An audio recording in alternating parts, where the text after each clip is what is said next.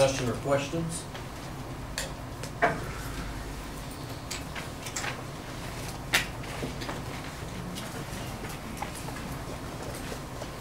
These are the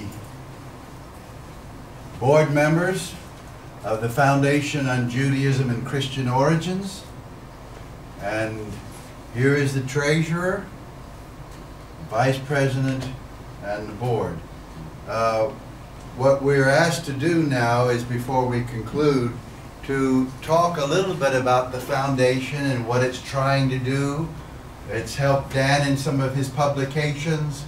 It's primarily focused on making all the Dead Sea Scrolls that are not just a copy of the Hebrew Bible available. I can tell you now that off my desk is the Hodiot after 50 years, and with the help of Leah, every fragment for the first time has been read. Sometimes it took us 2 weeks. We had to go to the Shrine of the Book in the strong room, and I'll show some of that to you. That is off my desk, and it's now past proof stage. The Genesis Apocrypha, well, every single publication is cited. For the first time, restorations are attributed to Licht. People ignored Licht, and the restorations are now credited or changed, and Licht is now alive because he deserves that. He was the first one, not Sukenik, he was the first one to restore the Lacuna. Now the Genesis Apocryphon is also in press, proofed, should be available soon. The Azusa manuscripts, so 3 volumes, are already off our desk and in proof stage. The Azusa manuscripts are, some of you know that I helped find 40 manuscripts that no one knew about, and the Azusa ones are in the supplement to the volumes. I can't tell you too much, but I've been chasing down 2 huge scrolls that are supposedly from Cave 4, but that's about all I can tell you. I've been to Damascus and other places looking for it. So this is what the foundation tries to do, and tries to bring together these people. Those who are on the tour are part of your expenses is paid by the foundation.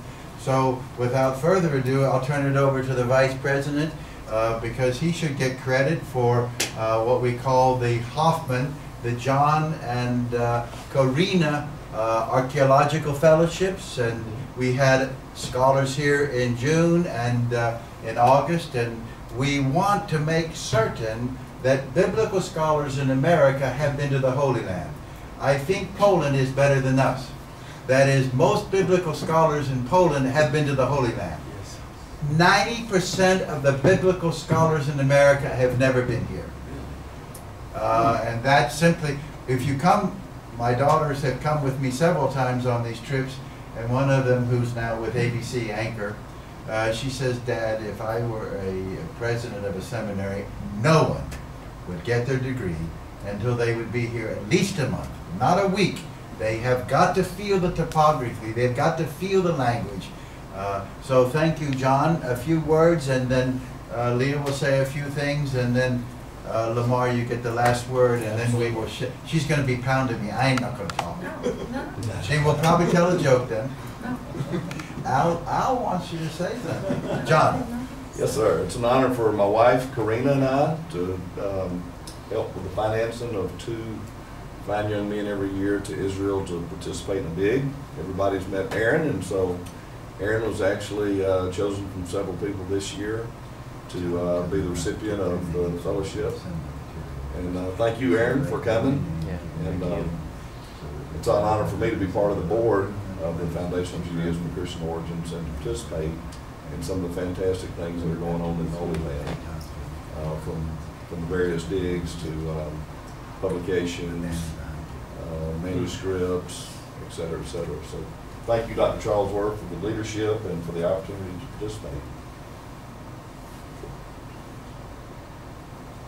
Leah sits quietly for hours, and I was astounded how much she knew. And she told me, but I am a Cohen. She's now probably said anything she wants to say. Do you want to add any words? You've been to Poland. We don't want to get into that side of it, but you were with Miroslav and others, and you saw what's going on there. Her family came. I will tell the story. There was a beautiful young woman in 33. Your mother. 33. When she came here? 35, and the rooms downstairs in the old tramp steamer was pretty awful. So she went upstairs to feel the cool breeze coming across the Mediterranean, and she saw someone else that went up there. That was my father. This is how we met. He became my father. And now you know the rest of the story. Lamar? I can only say one thing, that I thank Jim for allowing me to go into his world and to take part of the work with the schools, which I'm really fascinating on, and I feel that they really helped you. I hope they really helped you. We are a team, and she's always correcting me and lecturing, saying things to me. Those who are here, I want to ask your help, because 525 is misunderstood. It's called the Beatitudes. She and I have finished the work. Every little fragment has been read, and restorations are now making sense. It is based on Proverbs 9.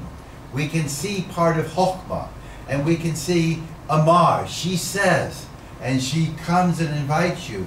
And throughout this text, which is called the Beatitudes, it's much more than that.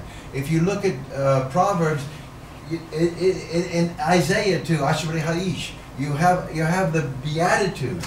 So it's not just the Beatitudes, but there's one text that I need your help on. It made no sense. No one said it made any sense. They just have something's here. It burned, and they drank. Leah and I, working together, we thought, wait a minute, Seraph, Yayin Seraph. Burning wine, or that is intoxicating wine, and they drink. And it makes sense. So we're restoring Yayin. Seraph is very clear there. Not even the bottom of the noon is available. So then I did a lot of work, and I was able to find clear evidence in the 1st century, Pliny the Elder, and then I found clear evidence to 3000 BC.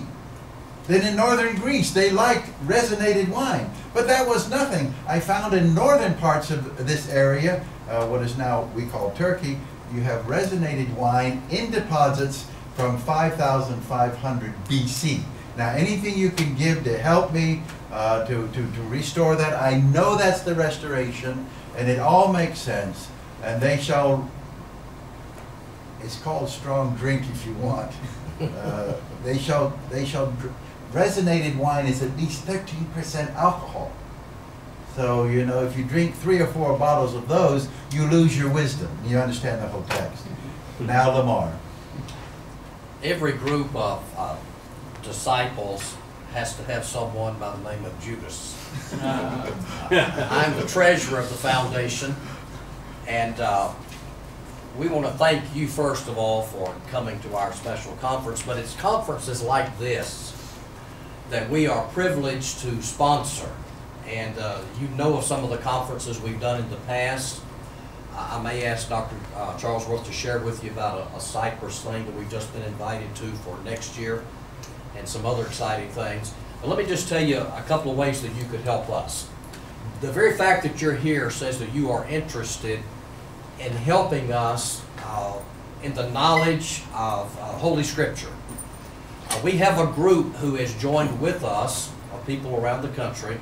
We call it our 2500. What we're asking is, we've got a group of people who for 5 years has promised to give us at least $2,500 so that we can do things like this and sponsor graduates and students and conferences. And complete the Dead Sea Scroll Project, which began in 1987.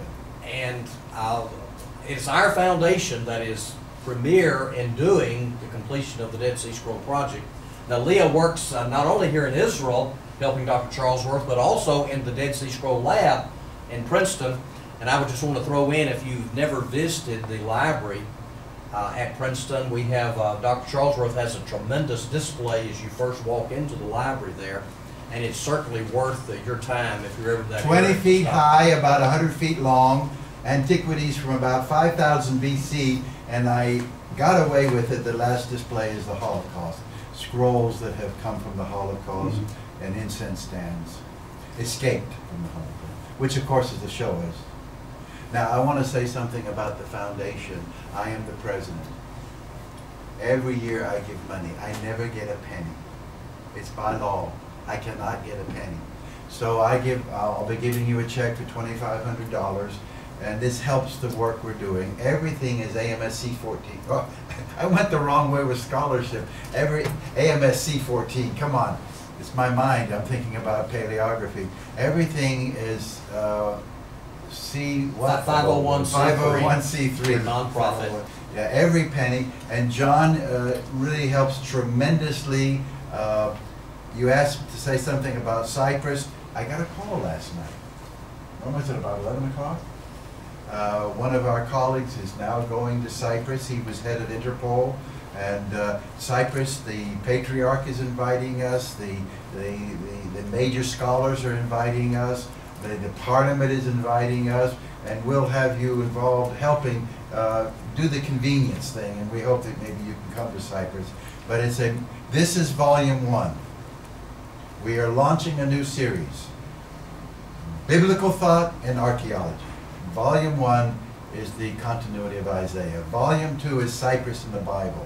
Volume 3, 4, and 5 will be, we're centering it in the American colony, and the first one will be really Abraham to, let's say, Jeremiah. And then Volume 2 will be how archaeology is helping us from Onias the First, right down through Mattathias, Judas Maccabeus, Pompey. So we want to mix everybody in, Herod the Great, Caiaphas, Jesus, Paul, Gamaliel. That's volume 2. No, it went into volume 3. Volume 2 is up into Herod the Great. Volume 3 is John the Baptizer. And Dale, we have got to have you involved in this again, up through, I would say, maybe the Odes of Solomon, so that we have Volume 1, Volume 2, and Volume 3, and that completes the 5 volumes.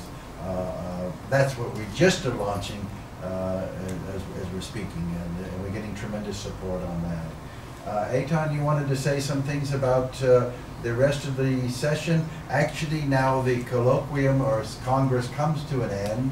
We shift to another thing.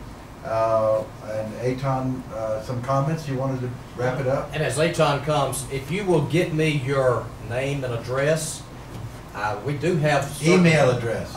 We do have some publications that are available, and I will be glad to email you a list of those that might be available. And because you're here at this conference, I will make sure that you get something on the list if you will respond back to me and say, I don't have this one, I'd like to have it. Okay? All by volumes. I never get a penny anymore. All the royalties go right to the foundation. So all of this, I never profit. I am contributing. Leah doesn't profit. John doesn't profit. We are all contributing. I think we should never be told we can't change the world. People say, Miroslav, what can one person do? And I thought Hitler did a lot, but it was all bad. Paul did a lot, hopefully it's good. Isaiah did a lot, we know it's very good. He's given us vision and language. So we are never, ever to be judged by our results. If you think about this conference, I've heard 100 times, call it off. Fawn can't come. He's here. Shalom Paul will not come. He can't come, he canceled. He spoke brilliantly.